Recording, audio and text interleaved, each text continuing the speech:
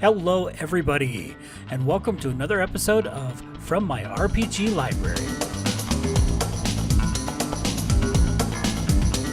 Alright, and welcome to another episode of From My RPG Library. My name is Patrick, and I am your host, and this is the show where I grab a book out of my RPG collection and give you my thoughts on it.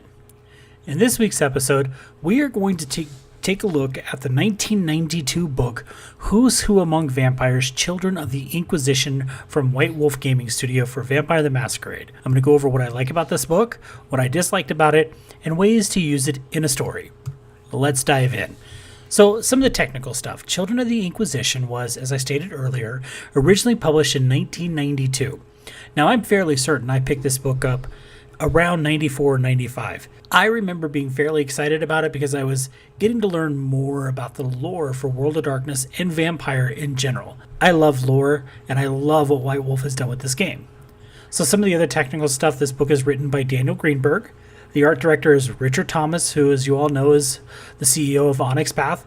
The artwork is done by Timothy Bradstreet, Doug Gregory, Tony Harris. The front cover art is done by Doug Gregory, with the back cover art done by Chris McDonough. So that's the technical stuff. So let's dive into this book itself. What did I like about the book? First things first, as I stated earlier, the lore. There's just tons and tons of lore in this book.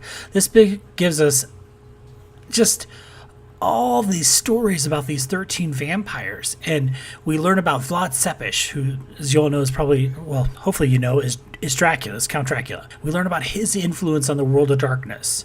Side note, there is a great section about him in Beckett's Jihad Diary. I highly recommend you check it out. We learn about Durga Sin, the ancient Ravnos who plays such a pivotal part in so many moments in Kindred history.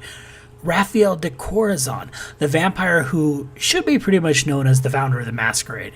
And then just lots of others, from Kadif to Sabat to Camarilla. There's just, like I said, 13 vampires with so much history and so much. It's just a great book. The other thing I really liked about this book is the artwork. I'm a huge fan of the artwork in the older Vampire the Masquerade books.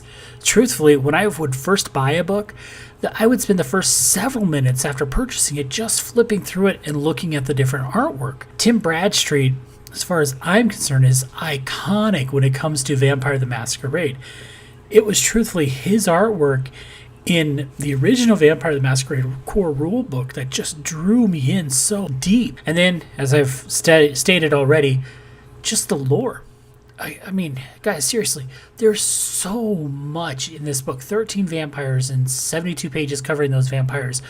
And you feel like you just learn so much about these creatures, these influential creatures. Some of them are Inkanus, some of them are Inner Circle members, some of them are just super well-known independents like Durga Sin. So those are the three things that I really liked about this book. I can't do three things that I like about the book without doing three things that I don't like about the book. So let's talk about those. If you bought the book when it first came out in the 90s, this book was huge. And I'm not talking page count because it's only 72 pages long. That wasn't a concern. Instead, the size of this book was just massive. It was so tall, it didn't fit on my bookshelf unless I laid it down and then I had to stack books on top of it, which I never wanted to do. It's a huge book and it was awkward to sit and read. It wasn't something that deterred me from buying the book. I owned it. I owned the print edition and I loved it. But it was definitely one thing that stood out. I also, because of the size, I felt like that led to the book getting dog-eared a little bit more on the cover. Try to keep my books in really good condition. And this was one book that I always struggled with keeping in good condition. So that was an issue. Other thing I don't like about this book is I was left feeling like I want more. As I stated, the book only covers 13 vampires. There's a whole lot more in this world that we could have learned about. And I know we're focusing on the Children of the Inquisition and vampires that were alive during that time, but I mean, come on, with Lucida, with Hardestat, with any of the founders, any of the conspirators of Isaac, there's so much we could have learned. But they stuck with 13. I'm sure there was a reason, but I wanted more, damn it. Anyway, that's two things I didn't like about this book. I'll be honest with you, I thought so hard about the third thing that I did not like about this book. And this is something I won't say I agonized over, but I definitely was just kind of torn as to what to say here, because I wanted to be able to be concise and be honest with you guys. So here's the deal. The third thing I didn't like about this book is there isn't a third thing. I truly tried. I tried so hard to think about something, and I can't think of anything, because the truth is, I really like the book. So just from the technical side of it being too large and wanting more vampires in it, I wanted more content, I can't think of anything else that I just didn't like about the book. I know, it feels like a cop-out, sorry guys, but that's the truth. So let's look at how I would use it in a game. A couple ways here. First is NPCs.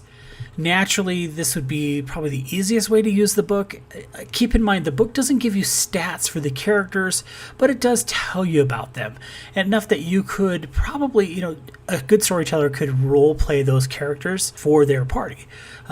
Maybe it's an aid for your players. Perhaps there's an NPC that's out to get the characters. Maybe they've pissed off Dracula somehow, or they've pissed off Etrius, and they're coming to get them, and there's just this kind of boogeyman looming in the background. Or the players find themselves in a desperate situation, and it's one of these characters that step in and save them. Or they find themselves at the prince's court, and they find out that this ancient vampire is visiting. Just be careful. Some things to keep in mind. This book was published in 1994. There was, of course, the whole Final Nights thing.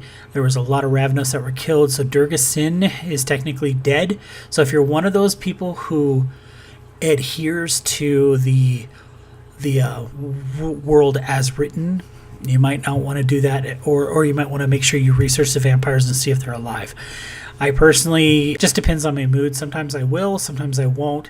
If I feel like it's good for the story, I really like the character of Durgasin. I'm a big fan of the Ravnos, so I may have said she was alive. I don't know.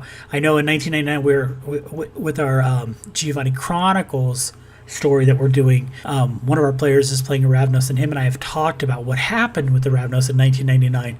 So there's this issue of, will we continue with them, or are we going to say that, if we finally decide we want to step up into V5 or even move into modern times with second edition, are we going to acknowledge the fact that the Ravnos were almost completely destroyed? I don't know. We're trying to figure that out. It's just going to come down to what him and I decide on. The other thing is if you're just a storyteller who wants knowledge about the world, again, I'm going back to it. There's so much lore in this book that it's going to give you a lot of depth and flavor for your game. Totally worth the cost of the book. If I remember correctly, when this book came out, it was like $19.99. That sounds right. It could have been $14.99 for all I know. It's been a long time. Sorry, guys. But there's a lot of useful information in this book that will add a lot of depth and flavor to your games. So it's absolutely worth the cost of the book. Third thing is plot lines. You can use these characters as plot lines. Perhaps, although long dead, the players learn of an artifact that Durgasin hid away before she died. Maybe it's something that she used to kill Baba Yaga. And so they go searching for that, but the artifact is so powerful that other vampires would kill to get their hands on it as well. Perhaps the characters have to find a secret entrance into Dracula's castle without alerting him to their presence. Or maybe they are infiltrating Etrius's library to find that one book on thaumaturgy. The possibilities are huge, with as much detail as they give you about these NPCs, these characters. You can really go deep with plotline on this. Doesn't have to be an NPC. Etrius could be who they're working, trying to infiltrate, but they may never encounter him. That's okay. Again, they, like I said, trying to find a secret entrance into Dracula's castle without alerting him to their presence. You can make their presence known, their presence felt, without actually having the characters. And this book does a great job of explaining how these characters worked so that you can use them in your game. So there you have it. My thoughts on this book. Overall, I love this book. It is an older book, but as I have stated before, White Wolf does a great job of making their games so that you continue to use the books from previous editions. They don't just say, okay, reset, never happened, which is great because their world is so rich. The book is available for purchase from DriveThruRPG in PDF format. Remember, it's going to be an awkward size format because it is going to be a large book. You can always search for the original printing on eBay, possibly on Amazon, and then my personal favorite is to head down to your local used bookstore and see if you can find it there. Well, that's it for this week, friends. I hope you enjoyed the show. If you'd like to chat with me more, you can always find me on just about every social media outlet by searching for The Forge Herald. You can also check out our actual play podcasts of Vampire the Masquerade and Dungeons & Dragons by checking out our SoundCloud page, soundcloud.com/The Forge Herald. Thanks for listening, guys. If you have something you'd like me to talk about, shoot me a line. I'd love to hear what you're thinking. Until next time, we'll talk to you then.